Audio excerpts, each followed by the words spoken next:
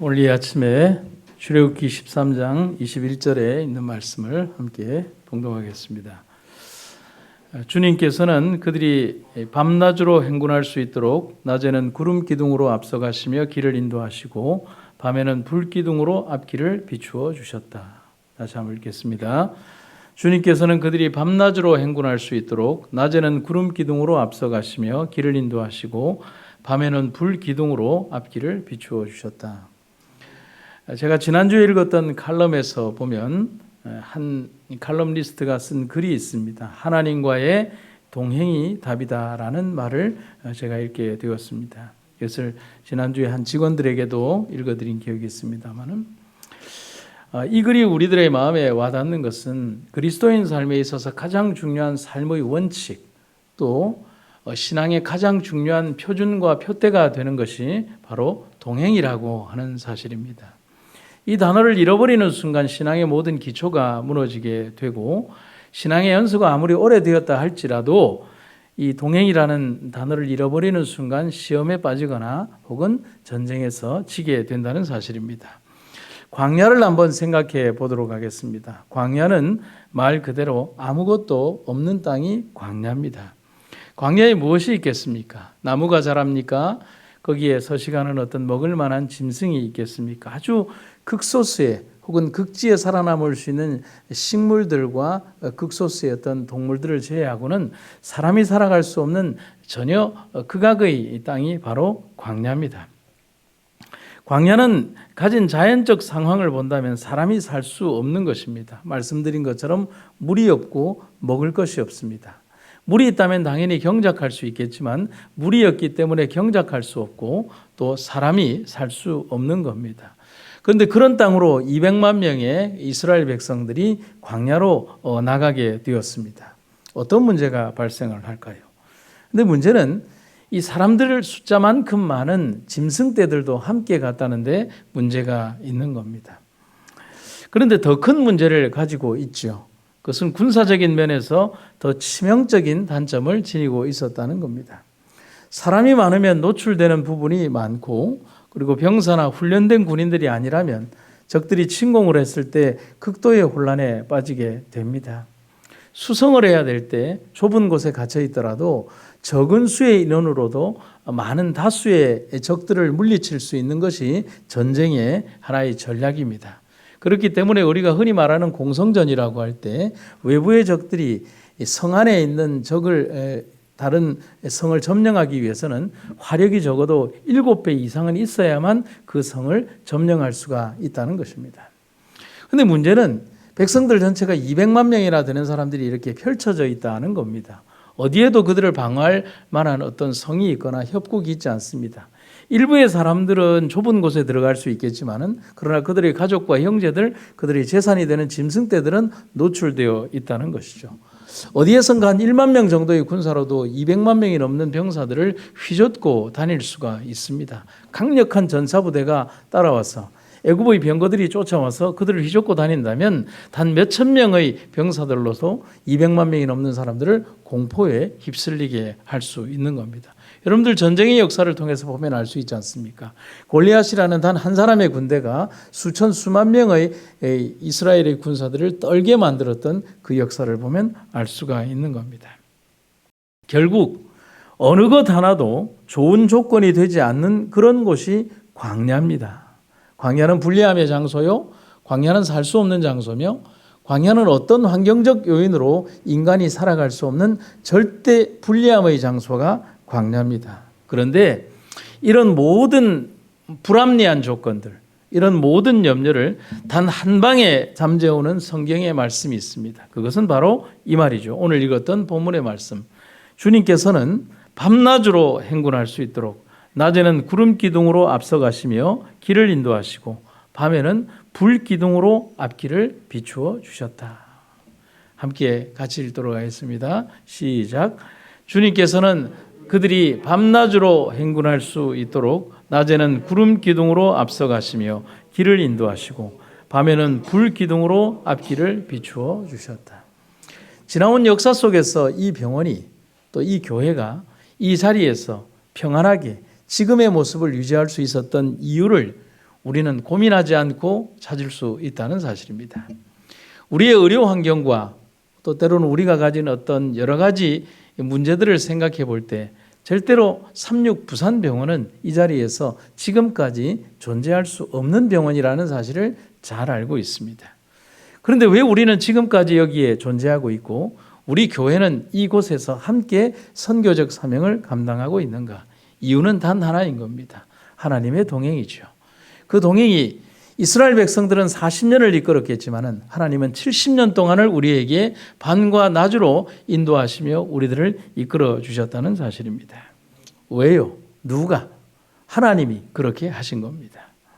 존재하는 모든 염려와 자연적 환경의 제약 그리고 문제들 그 모든 것들이 하나님의 동행과 임재라는 그것도 직접적 임재의 상징인 구름 기둥과 불 기둥을 통해서 완전히 해결되어 버린 겁니다.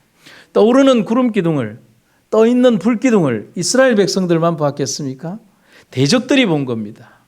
하나님의 대적들이 그 기둥과 두 솟아있는 밤과 낮으로 비추이고 그들을 장막을 치고 있는 하나님의 임재의 상징을 보고 절대로 그들에게 다가가서 어떤 공격을 할 수 없다는 사실을 그들이 알기 때문에 하나님의 천사의 장막이 그들을 둘러 진치고 있었다는 겁니다. 우리 삶에도 하나님은 동행하시고 계십니다.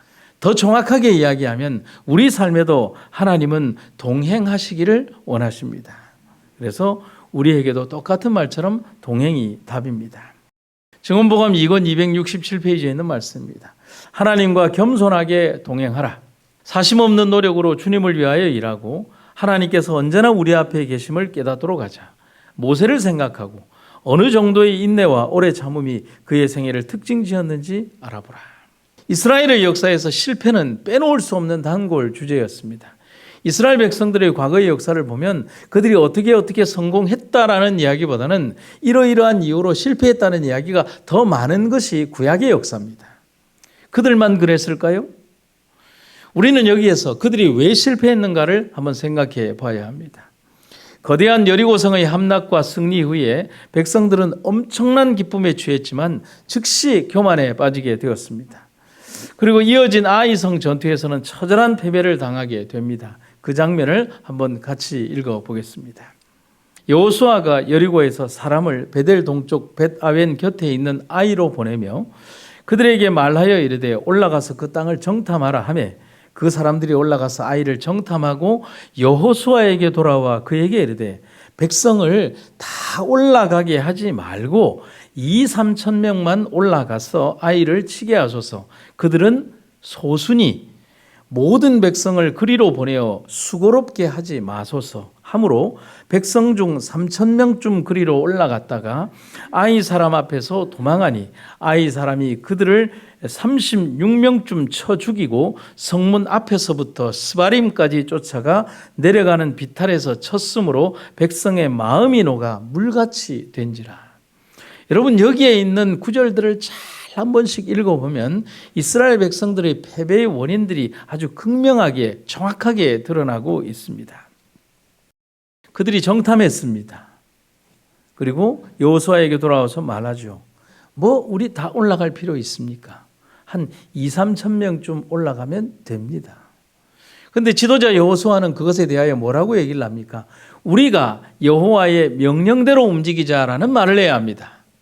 그런데 그는 그렇게 하지 않고 그들의 보고에 그대로 동조하면서 그들의 교만한 마음으로 2-3천 명쯤 보내어서 그 작은 아이성 공략에 성공하리라고 생각했습니다. 여러분 여기에 누가 빠져 있습니까?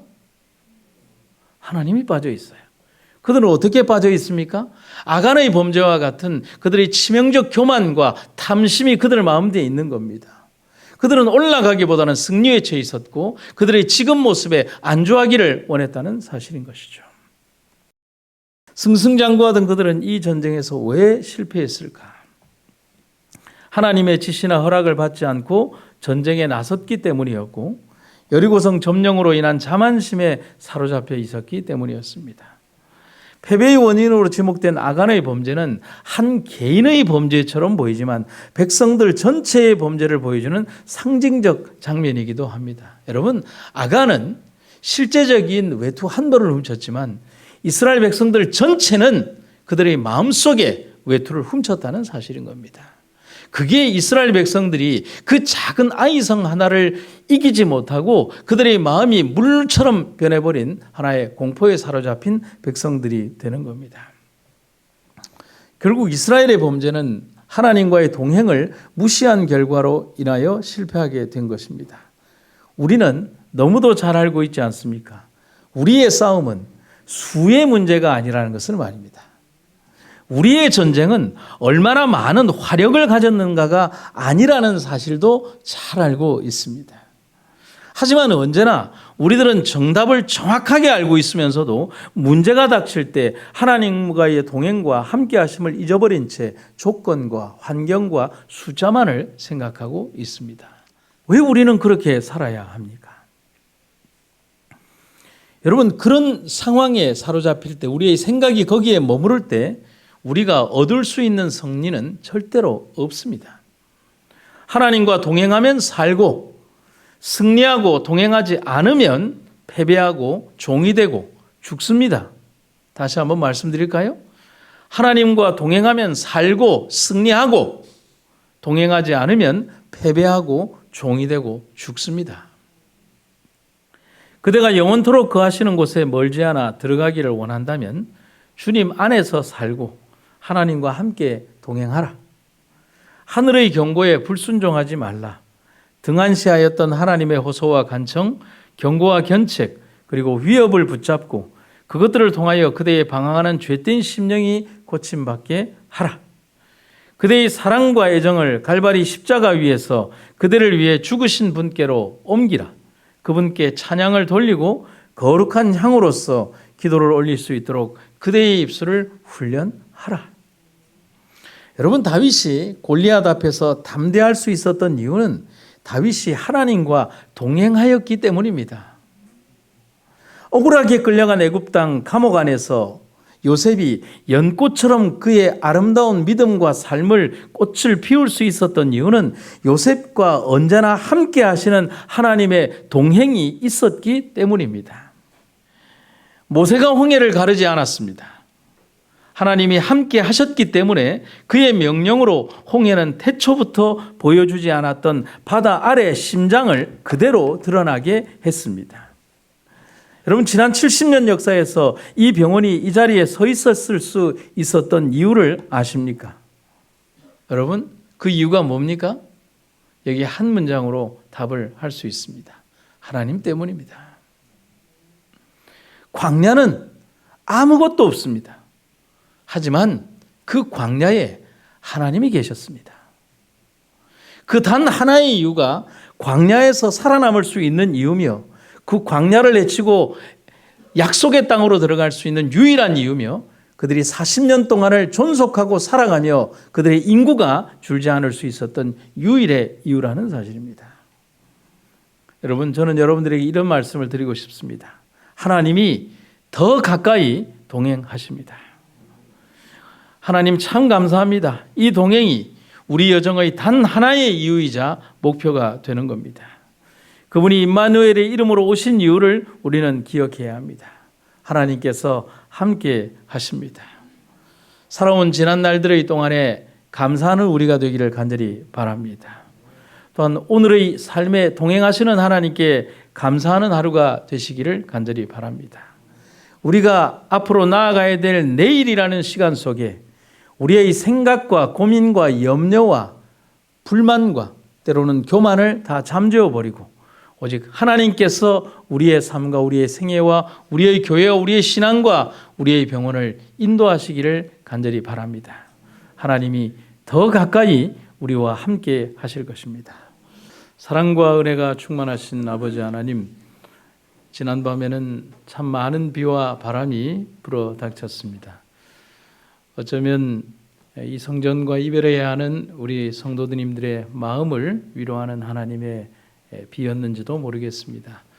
그러나 주님, 우리가 가야 할 길은 슬프고 어려운 길이 아니며 더 아름다운 길임을 우리가 잊지 않게 하여 주시옵소서. 우리의 미래와 우리 후대의 사람들에게 낡음을 주는 것이 아니라 또 추억만을 남겨주는 것이 아니라 미래를 위한 아름다운 선택과 도전을 남겨줄 수 있도록 오늘의 우리를 이끌어 주신 주님께 감사드립니다.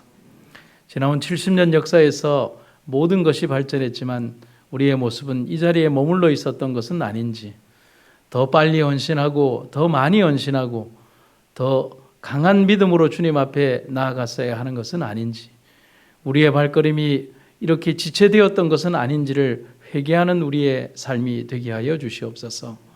누군가의 헌신이 아니라 나의 헌신이 되게 하시고, 누군가의 도움이 아니라 우리의 믿음과 헌신과 투지를 통하여 하나님 앞에 나아가는 우리가 되게 하여 주시옵소서. 우리의 주님이 우리에게 부족한 그 무엇인가를 바라볼 줄 아는 영적 안목을 가지게 하시고, 새로운 삶, 새로운 곳에서 펼쳐질 우리의 생애가 또 이 교회의 삶이 더욱더 아름다울 수 있도록 주님 인도하여 주시옵소서. 이 교회를 지키기 위하여 고군분투했던, 지금은 다 이곳을 떠나가신 아름다운 믿음의 선배들의 헌신과 노력을 기억하도록 도와주시고, 그들이 쌓아올렸던 벽돌 한 장 한 장의 마음을 기억하시며 우리는 과연 그들과 함께 무엇을 했는가를 하나님 회개하는 시간이 되게 하여 주시옵소서. 그들이 땀과 눈물로 쌓아 올렸던 이 터전 위에 우리는 과연 무엇을 했는가를 고백하고 앞으로 무엇을 할 것인가를 고민하며 살아가는 우리가 되게 하여 주시옵소서. 오늘 우리를 인도하신 하나님께 감사드리며 예수님의 이름으로 기도드립니다.